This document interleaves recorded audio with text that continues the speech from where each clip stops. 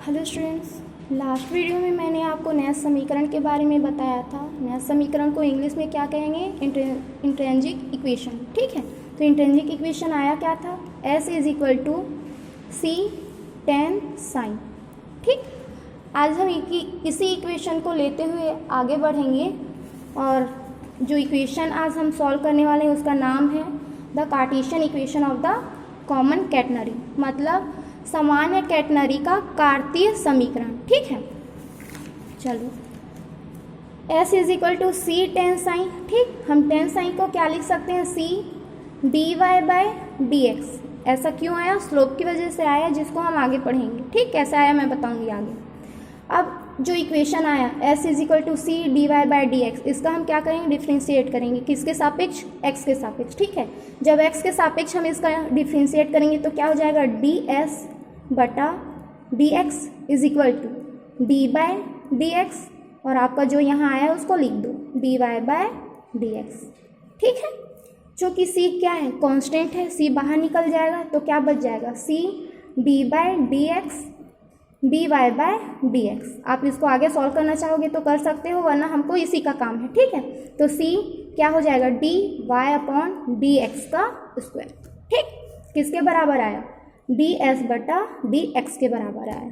ठीक है, अब जो ds/dx है हम उसको क्या लिख सकते हैं? रूट में 1 प्लस dy/dx और इसका स्क्वायर। ठीक, ये पूरी वैल्यू किसकी है? इसकी, dx/dx की। ठीक है, इसके बराबर क्या है? c d²y/dx का स्क्वायर। ठीक, अब ये वैल्यू आई कहाँ से वो देखें। ठीक है, ये आपका एक स्लोप है, ये आपका dx dy, और इसको हम क्या मानेंगे? ds मानेंगे। ठीक, यहाँ कोई ना कोई एक एंगल बनेगा जिसको आप फाई भी ले सकते हो, थीटा भी ले सकते हो और साइन भी ले सकते हो। ठीक है, तो हम यहाँ क्या मान लेते हैं? साइन। ठीक, तो cos psi is equal to क्या हो जाएगा? ये आपका बेस है। ठीक, और ये क्या है? कर्ण है, तो dx/ds, कॉस साइन की वैल्यू आ गई, क्योंकि cos theta is equal to आपको पता है क्या होता है? आधार बटा कर्ण। ठीक, आगे बढ़ते हैं। आपने देखा है कि cos theta is equal to क्या होता है? 1/sec थीटा होता है। यहाँ से हम सेक थीटा की वैल्यू निकाल सकते हैं। क्या हो जाएगा? Sec theta is equal to 1/cos theta.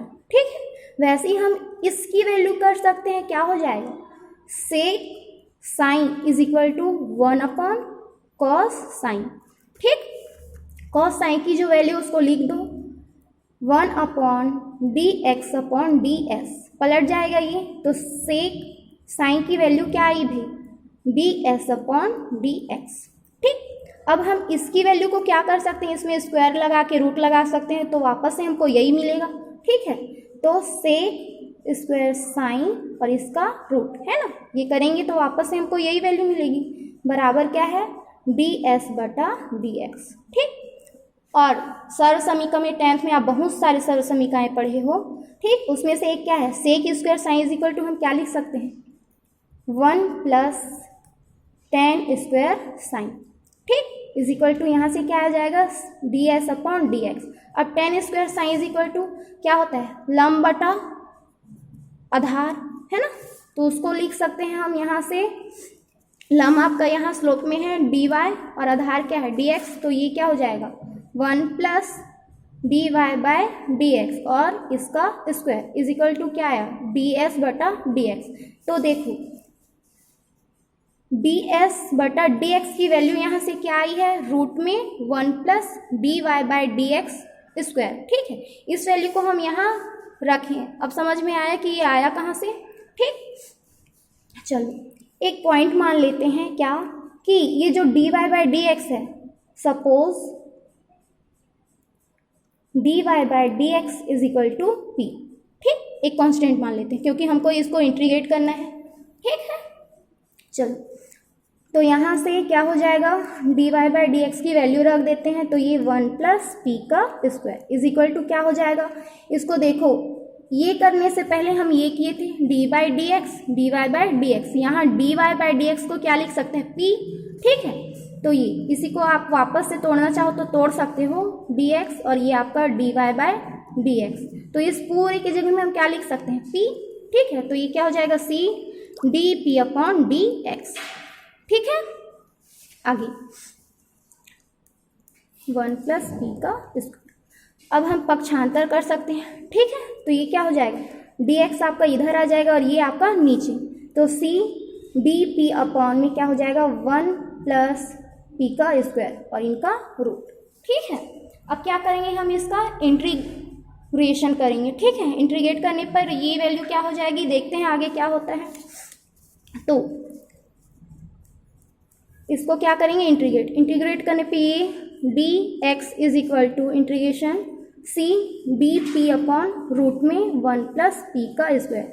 c constant है, बाहर निकल जाएगा c, integrate dp upon root में 1 प्लस p का स्क्वायर, ठीक है। अब आप जानते हो जब हम किसी भी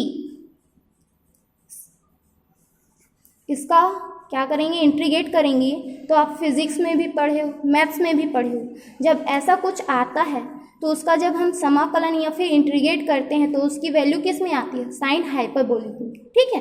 तो इसकी वैल्यू क्या हो जाएगी, c और ये साइन हाइपरबोलिक इनवर्स और क्या है आपका p, और जब भी हम इनका इंटीग्रेट करते हैं, ठीक है, इंटीग्रेशन करते हैं तो इनके साथ कोई ना कोई एक कांस्टेंट लग जाता है। हम मान के चलते हैं कि वो कांस्टेंट क्या है, a है, ठीक है। और इधर का आपका क्या आ जाएगा भाई, x आ जाएगा, है ना। तो x बराबर क्या आया, c sine hyperbolic p plus a, ठीक, जहाँ पे a क्या है, कांस्टेंट है। इतना का सॉल्यूशन देख लो, वही काम हम लोग किए हैं। यहाँ से आपका इंट्रिंसिक इक्वेशन लिए हैं, s is equal to c tan psi की वैल्यू रख दी है dy बाय dx, ठीक है। समीकरण 1 मान लिए और इसको क्या कर दिए, डिफ्रेंशिएट कर दिए, किसके सापेक्ष, x के। तो x के सापेक्ष डिफ्रेंशिएट करने पे ये आया, ठीक है। उसके बाद dx बटा dx इज इक्वल टू ये वैल्यू आई, कैसे आई मैंने आपको अभी बताया है, ठीक है। तो यहाँ पे हम इस वैल्यू को क्या किए, पुट किए, ठीक। अब मान के चले क्या कि dy बटा dx इज इक्वल टू क्या है, p, ठीक है। इस p की वैल्यू को हम इस समीकरण में क्या किए हैं, पुट किए, ठीक है। तो इतना तो मैंने आपको बता दिया, क्या है 1 प्लस p का स्क्वायर, इधर ये c dp अपॉन dx हो जाएगा, पक्षांतर कर दिए, dx इज इक्वल टू क्या है, c अपॉन में रूट में 1 प्लस p का स्क्वायर इधर का dp, ठीक है। फिर इसका हम क्या कर दिए हैं, समाकलन कर दिए, इंटीग्रेट कर दिए। तो आपका आंसर क्या है, x is equal to c sine hyperbolic p plus e, ठीक है। चलो अब देखते हैं, हमको इस जो वैल्यू कांस्टेंट आई है उसकी वैल्यू 0 चाहिए, ठीक है। तो निम्नतम बिंदु C पर x की वैल्यू क्या हो जाएगी, 0 क्यों होगी। हमने कल डायग्राम देखा था नेक्स्ट समीकरण के लिए, ये वाला देखो, ये जो C है निम्नतम बिंदु मतलब लोअर पॉइंट, ठीक है, वो कहाँ पे बढ़ रहा है, y अक्ष पे बढ़ रहा है, मतलब ये y की ही वैल्यू हो सकती है, ठीक है। यहाँ x की वैल्यू क्या हो जाएगी, अपने आप 0, ठीक। तो इसीलिए यहाँ पे हम क्या लिए हैं, x इज इक्वल टू 0, तब dy बाई dx की वैल्यू भी क्या हो जाएगी, 0, ठीक। इन सभी मानों को कहाँ पे रखेंगे, समीकरण 3 में।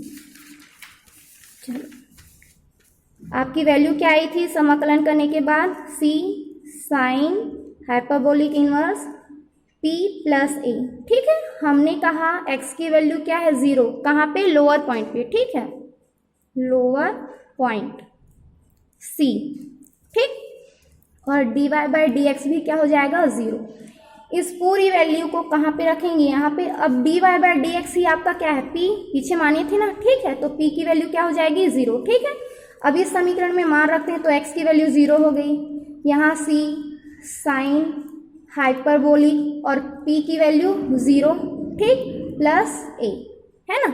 तो यहाँ इस पूरे की वैल्यू भी क्या हो गई, 0, 0 प्लस a, मतलब a की वैल्यू क्या आ गई, 0, ठीक। वापस से हम इस समीकरण में जाते हैं, a की वैल्यू यहाँ पे क्या करेंगे, पुट करेंगे, तो x इज इक्वल टू क्या हो जाएगा, c साइन हाइपरबोलिक p और यहाँ आपका 0, तो x इज इक्वल टू क्या आया, c साइन हाइपरबोलिक p, ठीक। देखो यहाँ पे वैल्यू रख दी है समीकरण 3 में, किसकी वैल्यू, x बराबर 0 और dy by d x is equal to 0, मतलब p की वैल्यू। ठीक है, तो ये 0 हुआ, यहाँ a की वैल्यू वापस से 0 हो गई, फिर से उसी समीकरण में गए, क्या आया, इतनी वैल्यू आपकी आई। ठीक, यहाँ पे जो c था, ये वाला c, हम उसको इधर ले आए, x upon c is equal to क्या आया, साइन हाइपरबोलिक इनवर्स p। ठीक, पक्षांतर कर देते हैं तो ये क्या हो जाएगा, इधर आपका सिर्फ p रह जाएगा और इधर sine hyperbolic x upon c, ये। ठीक है, चलो आगे देखते हैं।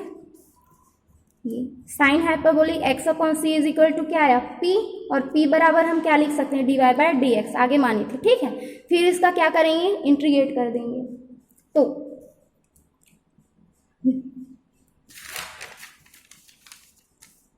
इसको हम लिख सकते हैं d y by d x, और इधर sine hyperbolic x upon c, इतना आया।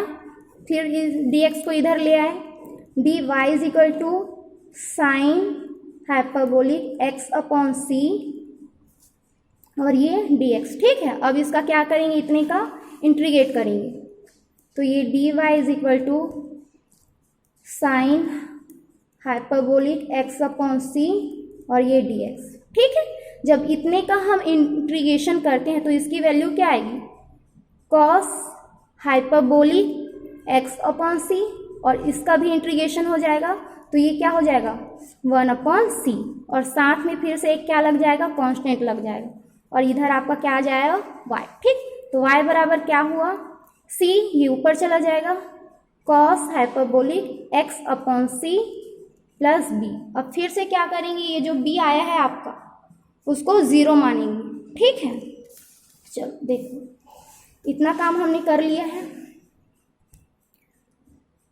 D y by d x यहाँ था, इसको पक्षांतर कर लिए, फिर उसका इंटीग्रेट कर दिए, क्या आया, cos hyperbolic x upon c 1 upon c, c आपका ऊपर चला गया तो क्या हुआ, y is equal to c cos hyperbolic x upon c plus b।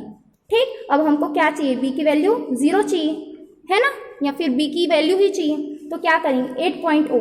कहने का मतलब ये है कि ये जो पॉइंट O है ना, इस पॉइंट से यहाँ जो न्यूनतम बिंदु थे उनके बीच की दूरी को आप y भी मान सकते हो और y इज इक्वल टू सी भी मान सकते हो। ठीक है, डिस्टेंस को शो कर रहा है,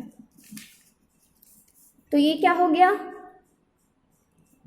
x इज इक्वल टू 0 क्यों आया, मैं ऑलरेडी आपको बता चुकी थी, और y बराबर अब क्या मान लिए, c, निम्नतम बिंदु। ठीक है, तो वैल्यू पुट कर देते हैं, y is equal to c equal to, ये c आपका ऊपर चला गया है तो c कॉस हाइपरबोलिक x की वैल्यू क्या हो गई, 0 प्लस b। ठीक, c कॉस हाइपरबोलिक 0, और कॉस हाइपरबोलिक की वैल्यू क्या आती है, 1 आती है, तो ये आपका यहाँ पे 1 हो गया, तो c into 1 is equal to C.